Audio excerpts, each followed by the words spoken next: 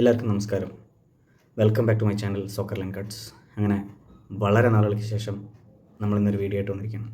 പക്ഷേ വളരെ സങ്കടകരമായിട്ടുള്ളൊരു കാര്യം പറയാനാണ് ഞാനിവിടെ വന്നിരിക്കുന്നത്. നമ്മുടെ തൊട്ട അയൽവക്ക രാജ്യമായ നേപ്പാളിൽ ഒരു മിന്നൽ പ്രളയത്തിൽ 350-ലധികം പേർ മരിച്ചതായി കണക്കാക്കുന്നു. അതുപോലെ തന്നെ 150-ലധികം പേർ മിസ്സിംഗ് ആണ്.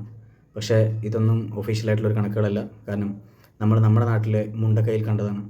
50 പേര് മരിച്ചു എന്ന് പറയുമ്പോൾ ചിലപ്പോൾ 150 പേരായിരിക്കും മരിച്ചിരിക്കുന്നത്. കാരണം ഇപ്പോൾ ആർക്കും ഒരു വ്യക്തത ഉണ്ടാവില്ല ആരൊക്കെ എവിടെയൊക്കെ എങ്ങനെയാണ് ഇരിക്കുന്നതെന്ന്.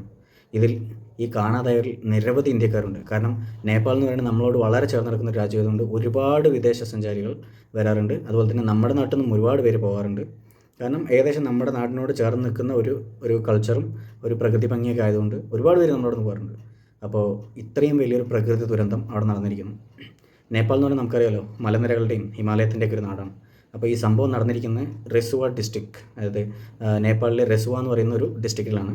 പക്ഷേ ഇതിൻ്റെ ഉത്ഭവസ്ഥാനം എന്ന് പറയുന്നത് ഏകദേശം കാഠ്മണ്ഡു എന്ന് പറയുന്ന നേപ്പാളിൻ്റെ തലസ്ഥാനത്ത് നിന്ന് 60 കിലോമീറ്റർ മാറിയിട്ട് ഉള്ള ഒരു സ്ഥലത്താണ് ഈ സംഭവം. ആക്ച്വലി ഇതിൻ്റെ ഉത്ഭവസ്ഥാനം ഒരു വലിയൊരു കൂട്ടം മഞ്ഞ് കട്ടകൾ, അതായത് ഈ ഹിമാലയത്തിൽ ഉറഞ്ഞു നിൽക്കുന്ന മഞ്ഞ് കട്ടകൾ, അത് വലിയൊരു വിസ്ഫോടനം, അത് പൊട്ടിയിട്ട് അതിൽ നിന്നുള്ള വെള്ളവും ചളിയും എല്ലാം കൂടി നമ്മൾ ഈ കൊട്ടേ കാശി എന്ന് പറയുന്ന ഒരു നദിയിലേക്കും തൃശ്ശൂർ എന്ന് പറയുന്ന ഒരു നദിയിലേക്കും കൂടി വന്ന് പതിക്കാനുണ്ടായത്.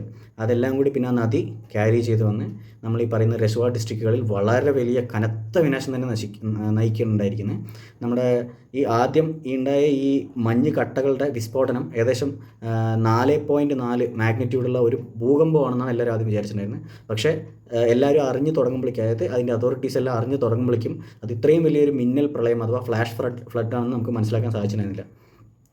എന്തൊക്കെ പറഞ്ഞാലും 350-ലധികം പേർക്ക് ജീവഹാനി സംഭവിച്ചു എന്നാണ് ഇപ്പോഴത്തെ റിപ്പോർട്ടുകൾ. പക്ഷേ ഇതൊന്നും ഒഫീഷ്യൽ അല്ല, ഇതൊന്നും കൺഫേം അല്ല. കാരണം നമുക്കറിയാം മരണസംഖ്യ അതിനേക്കാൾ എത്രയോ ഉയരാനുള്ള സാധ്യതയുണ്ട്. കാണാതായവരിൽ 150-ലധികം പേരാണ്. കാണാതായവർ റിപ്പോർട്ട് ചെയ്യപ്പെട്ടിരിക്കുന്നത് 150-ലധികം പേരാണ്. പക്ഷേ ഇത് വളരെയധികം കൂടാനുള്ള സാധ്യതയുണ്ട്.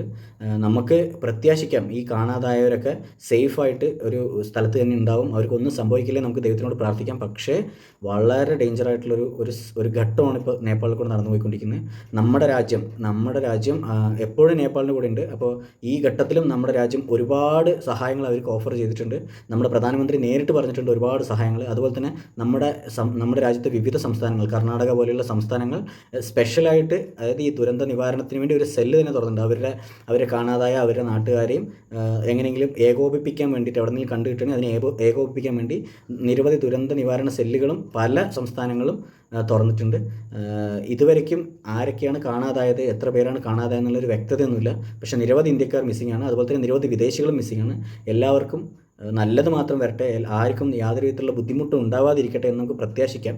അതല്ലാതെ വേറെ ഒന്നും ചെയ്യാൻ നമുക്കിപ്പോൾ സാധിക്കില്ല. നമ്മൾ ഈ ലോകത്തുള്ള എല്ലാവരും നേപ്പാളിനോട് കൂടി ചേർന്ന് നിൽക്കേണ്ട ഒരു സമയമാണ്. അപ്പോൾ ഈ കാണാതായവരും അതുപോലെ തന്നെ അവിടെ ഈ സന്നദ്ധ പ്രവർത്തനങ്ങൾ നടത്തുന്നവർക്കും യാതൊരു വിധത്തിലുള്ള അപകടങ്ങൾ സംഭവിക്കരുത് എന്ന് നമുക്ക് ദൈവത്തിനോട് പ്രാർത്ഥിക്കാം.